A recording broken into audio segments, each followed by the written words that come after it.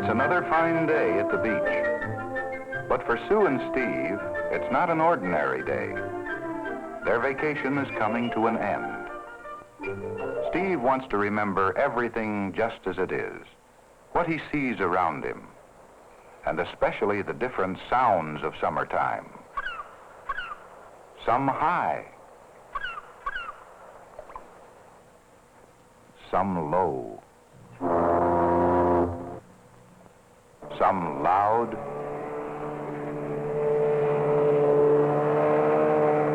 some soft. So soft you have to listen carefully to hear them.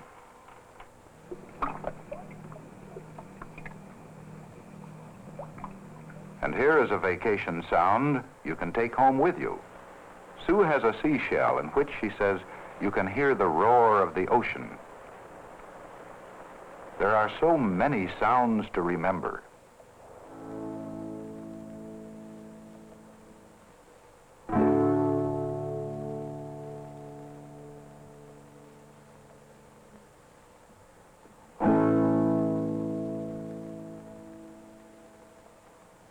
Tommy's been learning to play the guitar. He ought to know something about sound. Maybe he can explain it to them.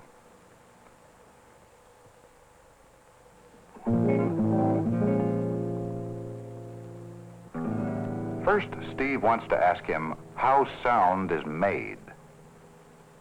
Just using his guitar, Tommy can show how all sounds are made.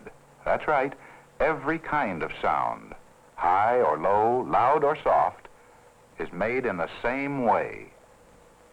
Watch. Do you see how the string is moving? If we look at this closely, we see a steady movement back and forth again and again. That movement is called vibration. And vibration is the cause of all sound. The sounds of a guitar, the sounds of birds or boats,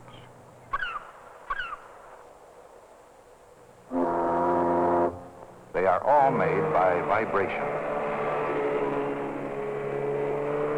When something vibrates to make a sound, it moves the air around it, much as a stone moves water when you drop it in a pool. This is how the vibrations of sound travel through the air to our ears. It takes time for these vibrations to travel. Sometimes we can see how much time it takes for sound to move through the air. We can see a ship blowing its whistle out there in the bay, but we can't hear it until the wave of sound vibration has traveled to our ears.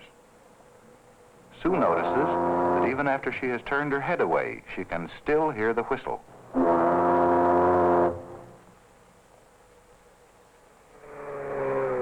When a boat goes out of sight, will she still be able to hear it as if nothing were in the way? Sue hears it because sound waves, just like these ripples of water, change direction or bounce back when they strike against something.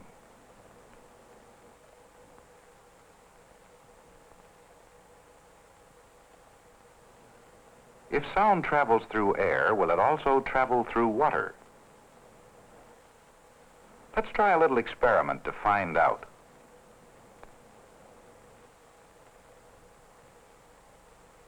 Steve's a good swimmer, so he will go underwater to listen, while Sue will hold her stones underwater and hit one against the other like this.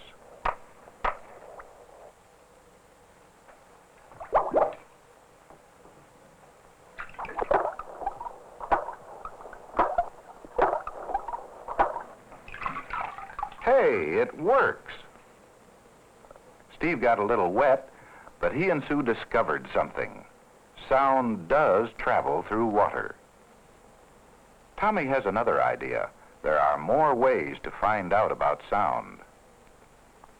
Let's use this fence to discover if sound will travel through wood as well as water. For this experiment, Sue moves all the way down here.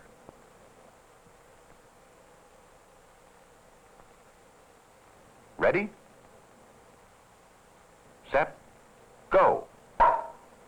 Hey, that was loud. Sue discovers that sound not only travels through wood, but is louder than sound traveling through air. We can use the fence to demonstrate something else about sound. Listen to the noise the stick is making. Now listen to what happens when Steve holds the stick this way.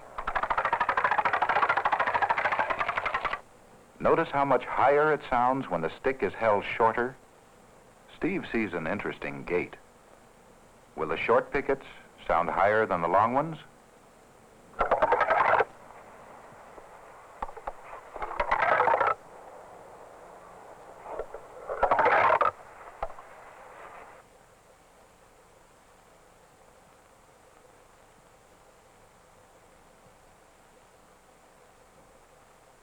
Tommy says he can do the same thing with his guitar. When he picks this string, it sounds like this. How do you suppose the same string will sound when he holds it down here? When Tommy shortens the string by holding it down, it vibrates faster. And when vibration is faster, the sound it makes is higher. The same way Steve's stick made a different sound when he held it in a different way. When Tommy lets the whole string vibrate, the sound is lower because the vibration is slower. But as he shortens the string, the vibrations become shorter and faster, and the sound becomes higher.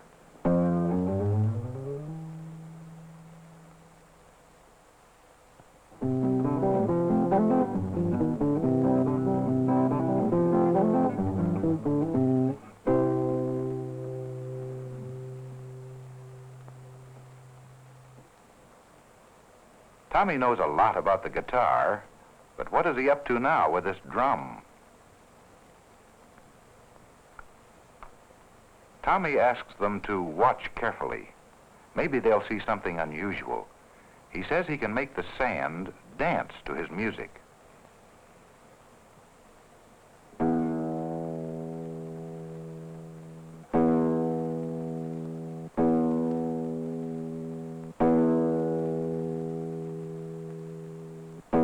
Can you see it?